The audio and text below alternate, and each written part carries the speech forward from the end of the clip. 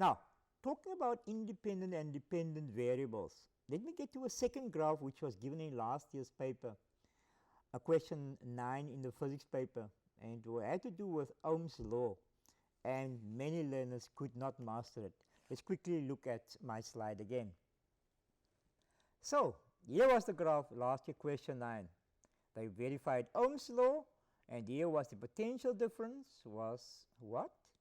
Of course, this side, this axis we call the independent variable, and that means it's a quantity that I control, that I choose, or that I manipulate. That's the independent variable, and is normally measured on the x-axis. So I measured once and I plotted that point, and then I measured 2 volts and I plotted that point. So I could see where all the plots are. That's how I change the potential difference. It's my independent variable. I choose to control and manipulate those. Then what happens on this axis? The result is that I take measurements during the experiment and I get the dependent variables. All these numbers are called the dependent variables on the y-axis, and it's a quantity that I measured during the experiment after I've done something, or that is affected during experiment. And then I plot those points and I draw a graph, best fit line of course, and here we said that we noticed that the graph was deviating from the straight line as we expected. What do I mean by that? If I draw a straight line like that, I notice the graph is deviating at that point. In other words, this at this point was a non-ohmic conductor, but here it seems to have followed Ohm's law, which says that the potential difference or the current is directly proportional to the potential difference. That's why I get this straight line here, direct proportionality. But here, what do we call this green line? Up there, of course, we call it the gradient. And I can therefore read of the coordinates, that one there for instance, I would read the x1, 2 for instance first, and would go across and let's say comma 0, 2, I would read over there. You get the point. So that's how I find my gradient. My gradient at that point would then be y value, which is this one down here, the y distance down here, 3,32, and my x value over 2. That's how I would find my gradient in this case. But what is very interesting is that you need to prepare for such a question, that you know immediately what is the independent variable and that you know what is the dependent variable, and that you are able to read a gradient. That means the change in y over the change in x. That's right, or if you will, delta y over delta x. Now, the examiner sometimes throw a curveball at one as well. So I've chosen another graph at random from the equations of motion, and I want to see what you'll make of this graph. Let's have a quick look. Here is one. It's the velocity time graph, and my question to you is, which quantity is the independent variable? Of course, it's always the x-axis, so my answer must be time. That's right. Next one, which quantity would be my dependent variable? As time marches on, what probably changed and what can I measure? The velocity. That's right, in meters per second. Now, if I take you out of the physics class and I say, let's go to the maths classroom, what would be the equation for such a straight line? And you would have no hesitation in telling me y is equal to mx plus c. Not so. But then I tell you, okay, that's a general formula, the general equation for the straight line. Let's apply it to this graph. What does c represent in this case? Where it cuts the y-axis, and what does the 10 represent in our graph? That is the initial velocity at 10 meters per second. By the way, what is y in this graph? That means, what do I get when I have made all the changes to x? X became 0, then x became -2, then x became 3. I'm going across here. X was there 0, x was 1, then x became 2, then x became 3. So what was my y, corresponding y value? I go to the graph, and from there I find the y value as minus 20. So what does this represent? This final velocity, initial velocity, final velocity, and this is my time. So I would have time across the x-axis. So there I would have time, there I would have initial velocity, there I would have final velocity. Let's see if that is so. So this graph in physics, y is equal to mx plus c, which cuts the y-axis, 10. Time is x, or the independent variable. Oh yes, and what does this gradient represent? The gradient, look at there. Delta y, 10 over 1 is 10. It represents my gravitational acceleration. A, that's correct, yes. So this is what the graph would look like in a physics sense. Now, I'm going to be even tougher on you. You've got to write it down if you can't remember it. But let me ask you, which ones of those is the independent variable again? You said time, right? Which one was the independent variable? I can look at the screen, I see its velocity. Now, which ones were the constants that I can read off the graph, that I can fill into that equation? Let's look at it again. Which of these 1, 2, 3, 4 ones are definites that I can read off the graph that doesn't change with time? Well, time is changing because it could go on forever. I suppose my time is changing, then this graph will also extend, which means that my final velocity will also change. But which one is a fixed control number? I've got it. I think this one here, 10, is fixed. That means that one there, my initial velocity is 10. Let me see. Can I change this one? No, time will march on. It's an independent variable. Can I change this one? No, it's a dependent variable. I can see it on my graph. But this one, can I get this? Will this stay constant? Yes, of course, my gradient is a straight line. It will stay constant. What is the value? Delta y over delta x. So it's 10 minus 0 is 10 over 1 minus 0 is 1. 10 over 1 is 10. So that means that is 10 and that is 10 as well. And that is what my final formula would look like. Notice the minus 10 for the gradient because this is a negative gradient. Now, I'm sure that was a challenge for you, and some of you still scratching your head.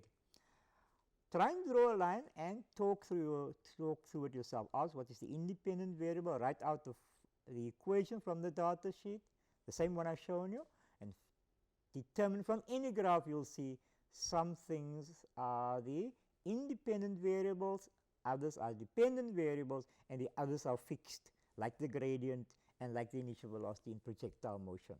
You try that, and it will show in the future. If not this year, then next year at varsity and at college, it will bring you some marks. Now the next thing, we have another experiment. In my class, some of you haven't done it yet. Some might be doing it later. But let's say I have these 3 bulbs, and I have a metal plate, and let's pretend that everything is switched on, and I'm shining my red bulb on it, a little, and then later on I do an experiment, by the way, and I shine the green bulb onto it, and then much later on I use the blue bulb. Nothing happens. But the moment I bring in the ultraviolet light, and that's why I'm going to let it lie like that so you can see it from the top again, the ultraviolet lamp, and I shine that on there, I find that electrons emit out of that metal. If you haven't done it yet, then I'm sure your teacher will do it sometime in the year. What is this effect called where I shine light onto a metal plate and electrons are ejected? Let's go to my screen and find out what it is exactly. I say it's another experiment. This is what it looks like. I shine a quantum of light called a photon smallest unit of light, onto my metal plate, incoming energy, and then there's an electron in the metal. Remember the delocalized electrons, the electrons that can move around, and that is brought up from the bottom up, and electrons can be liberated. Now, this is energy we put in, and there the electron goes out with kinetic energy after we've done some work to kick the electron out of the metal plate. So every metal plate has its own work function, that is an amount of energy it needs to kick out an electron. And if there's enough energy left, then electron will move away with its kinetic energy. And that's a formula that you normally see on your data sheet. Now let's say we've done this experiment, we've shone the light on there, and now we are going to draw a table, and then I want to see where you can answer some questions. Remember, incoming light got energy, the photons. The metal needs some energy called the work function, and then the electrons come out if there's enough kinetic energy left. So what do we call this effect? Let's go to the screen and find out quickly. Here I've illustrated for you again at the bottom. I say ultraviolet light, that is my light, shines onto the metal, it kicks out electrons, and electrons go out. What do we call this effect? Of course, it's the photoelectric effect. And they have given it away. Which one did I change? I changed the color of the light, or the frequency of the light, and that is our independent variable. Therefore, how much energy is left is my dependent variable. Watch carefully. Huh? But let me illustrate it to you graphically, because today's talk is about how we should deal with graphs. So how would one draw it? You would have an x-axis and a y-axis. The frequency would be on the x-axis because I determine the type of light, the red, green and blue. The frequency of the lights, of the waves, increase across this range, and this is the ultimate one. That's why this one could kick out the electrons, the photoelectrons from the metal plate. So I change the frequency or the color of the light. And then what happened after that? The electrons were kicked out. So that means electrons moving, kinetic energy of the electrons, correct? So let's go to the screen quickly. So I say independent, I change, kinetic energy is dependent variable. But let me put it on a graph for you. Here's a challenge for you. What did I say we call this effect again? That's right, the photoelectric effect. What would the graph look like? Ah, correct. I change the frequency from red to green to blue, but nothing happened. And after I put on another light there, I change my frequency slightly higher to ultraviolet and so forth, and so forth, and so forth, and like X-rays and gamma rays and so forth. Then I see my frequency is increasing, so this is my independent variable.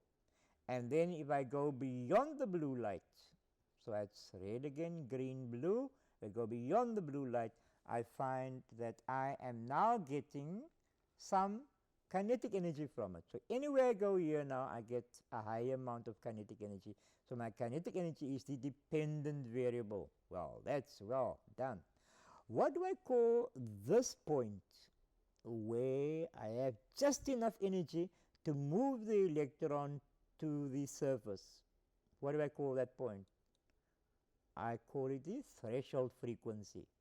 That is the minimum frequency. It's a frequency that I need to eject an electron out of the metal plate. And one more thing, what do I call this area if I have to take this energy here up and move the electron to the top? What do I call it of the metal again? What do we need to do with the energy in the metal? We have to do work. That's right, yes. And we call that the work function. There you see it. We call it the work function, that spot. Note how I rewrote this equation, which you find on the data sheet, into that one. If you have your data sheet at hand, you can look it up and you'll see exactly that you can change that energy to frequency. That is the frequency of the incoming light, this way therefore. And that point where I have just enough frequency to satisfy the metal to kick out the electron, we call it the work function, and if there's any energy left, then the electron would move further and further away. So okay, I hope that, and I know that wasn't such an easy thing, especially when I haven't done it, but it's 3 key points. Incoming energy, which is the frequency of the light. I need to do work on the metal, called the work function, and out goes the electron if the frequency is right.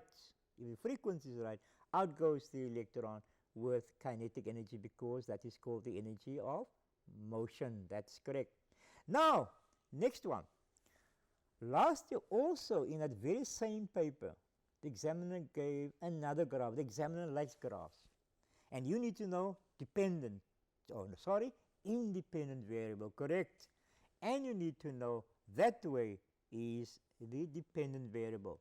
But I just want to greet 1 or 2 people here that I've seen. Wiseka Secondary School.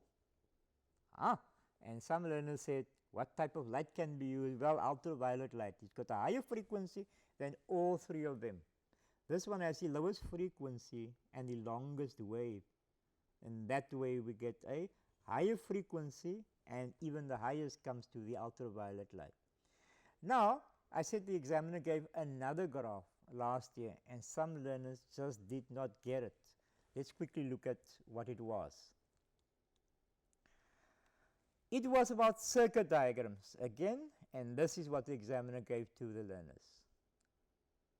My word, study it carefully for a minute. What does it say?